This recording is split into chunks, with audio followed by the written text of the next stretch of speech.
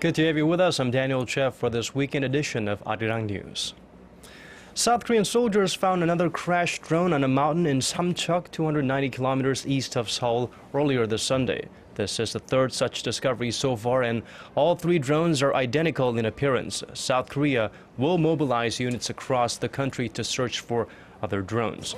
South Korea's Defense Minister Kim Kwan-jin says Pyongyang could be developing more advanced unmanned aerial vehicles for attack purposes. The range of these drones is 800 kilometers, close enough to strike major South Korean and U.S. military targets.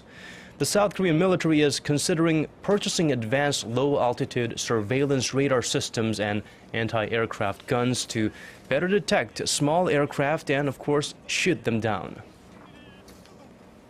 A North Korea expert has suggested that in carrying out its recent threat to conduct a new type of nuclear test, Pyongyang may try detonating multiple bombs simultaneously. Our Defense Ministry correspondent Kim Yeonjae reports.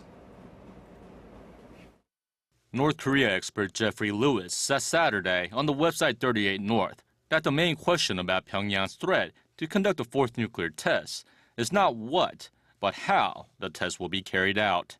He highlighted North Korea's response to the UN Security Council's condemnation of its ballistic missile launches last week, when Pyongyang said it will bolster its nuclear deterrence with a new kind of nuclear test. Lewis said he believes the test will be conducted with simultaneous detonation of other nuclear devices. He pointed out that Russia and the U.S. have conducted simultaneous detonations of up to 5 nuclear bombs, and compared the North's current situation to that of Soviet Union. Like the Soviet Union, Pyongyang lacks nuclear facilities, suffers financial issues, and has to deal with unpredictable weather. He also pointed to the possibility of vertical tunnel testing. The current site at Punggye-ri has horizontal tunnels in the mountains near the site, but the size of the bombs Pyongyang can test is limited by the size of the mountains and the resulting overburden. And he said the test site could only accommodate a few tens of kilotons. He pointed out that larger tests would need to be done in tunnels drilled much deeper into the ground. He also suggested that atmospheric and thermonuclear tests are a possibility. Atmospheric nuclear tests are prohibited under the limited test ban and the comprehensive nuclear test ban treaties, but North Korea has neglected to sign both. Lewis says Pyongyang is unlikely to conduct an atmospheric test, as it would anger the Chinese public. North Korea has conducted 3 nuclear tests so far, in 2006, 2009, and February of 2013. Kim Yeonjae, ARIRANG News. And now on to the latest in a search for survivors following the sinking of a Mongolian cargo ship. South Korea's Coast Guard on Sunday saved the lives of 3 of the 16 North Korean sailors on board after a search and rescue operation that lasted 3 straight days. The 3 sailors and the bodies of 2 others who died in the incident were returned to the north today. The repatriation took place at the truce village of Panmunjom inside a military buffer zone that separates the 2 Koreas, according to a South Korean government official. The Mongolian-flagged cargo ship sank some 63 kilometers off the coast of South Korea's southern city of Yeosu on Friday. 11 other crew members are still missing. U.S. Secretary of Defense Chuck Hagel has announced plans to deploy 2 additional Aegis destroyers to Japan by 2017. Hagel, who is currently in Japan, met with his Japanese counterpart Itsunori Onodera on Sunday and said the deployment is in response to Pyongyang's pattern of provocative and destabilizing actions, including recent missile launches in violation of UN Security Council resolutions. Last year, the U.S. decided to deploy a second missile tracking radar system in Japan and additional interceptor systems in Alaska to counter the North's ballistic missiles. The U.S. has around 30 Aegis-class ships, and experts say the deployments are also part of the U.S. rebalance to the Asia-Pacific region. Japan may cross the Rubicon and put Korea-Japan relations beyond repair if it goes ahead with its recently announced plan. Japan's state broadcaster NHK said earlier this Sunday, Prime Minister Shinzo Abe will speak about the importance of Japan's right of collective self-defense and expanding the role of the military in an upcoming speech, an action that could sour relations with neighboring countries like Korea and China.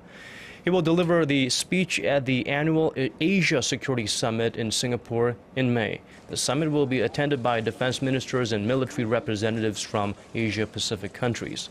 Japan has been criticized by its regional neighbors for beefing up its military and trying to revise its pacifist constitution. Korea's debt problem is hurting Korea's economic growth and acting as the main bugbear for policymakers.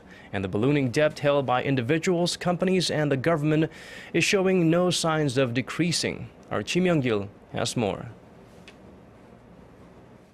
Korea is struggling under the weight of the debt held by individuals, companies, and the government, and experts are beginning to worry that the mounting debt will continue to be a drag on Asia's fourth largest economy.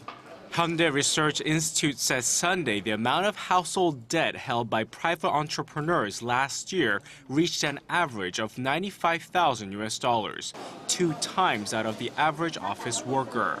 Indebted entrepreneurs also had to pay an average annual interest rate of some $5,000, also 2 times that of office workers. Experts say there is a need for new measures targeted at lessening the entrepreneurs' debt as they are affected by domestic business conditions. The size of the bank loans people are taking out to rent apartments has also increased over the past 3 years. Korea's land ministry says that since January, renters have borrowed some $27 billion in loans for rental contracts from local banks.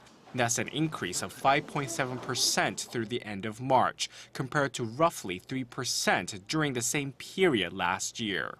The Korean government is also having debt troubles. According to the Bank of Korea, the government is paying $57 billion in interest for public sector debt, a 28% increase from 5 years ago. Kim Young-gil, ARIRANG News. To ensure stability in its agriculture sector, China is not leaving things to Mother Nature. The Chinese government is planning to employ upgraded weather control systems in Heilongjiang, Jilin, and Liaoning, the 3 provinces responsible for 54% of the nation's rice production.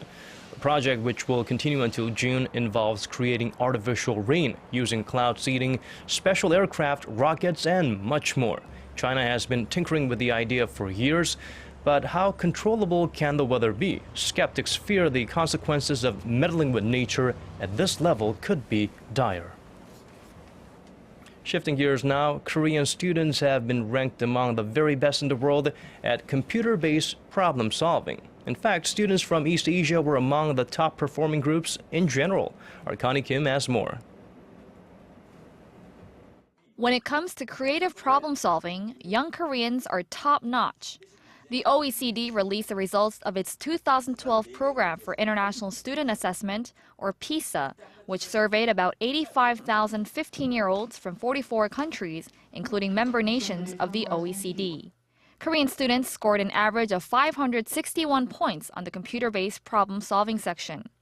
That's just 1 point behind Singapore, putting the island nation and Korea second in the assessment, and well above the OECD average of 500 points. Asian countries dominated the rankings. Japan came in 3rd place, followed by Macau and Hong Kong, respectively. Considering the margin of error, the results are referred to in scopes such as first-second when there is no significant difference in the scores. It was PISA's first assessment of creative problem-solving skills in students in terms of confronting problems that are encountered in everyday life.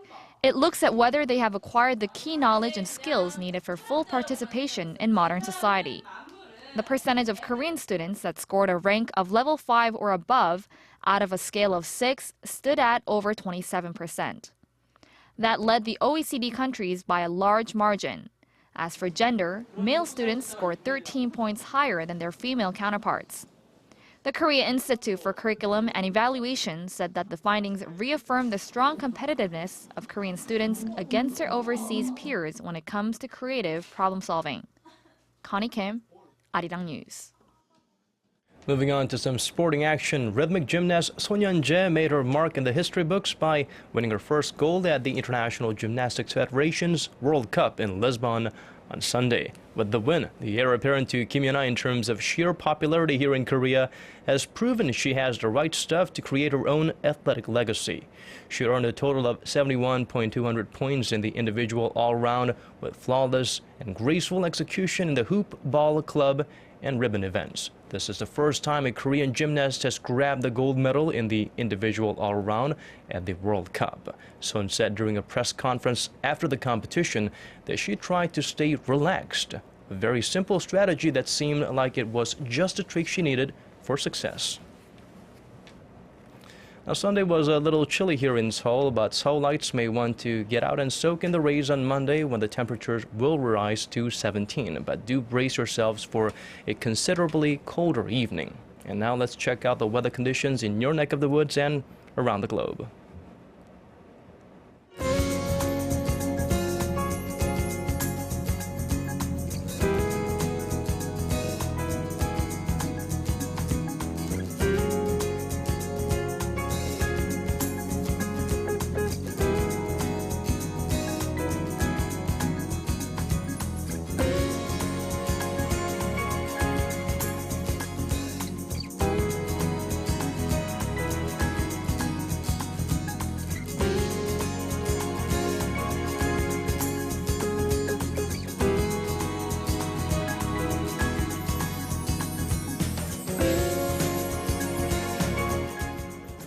These are the stories we're following at this hour. For more, do tune in at 10 p.m. Korea time. Thank you for watching.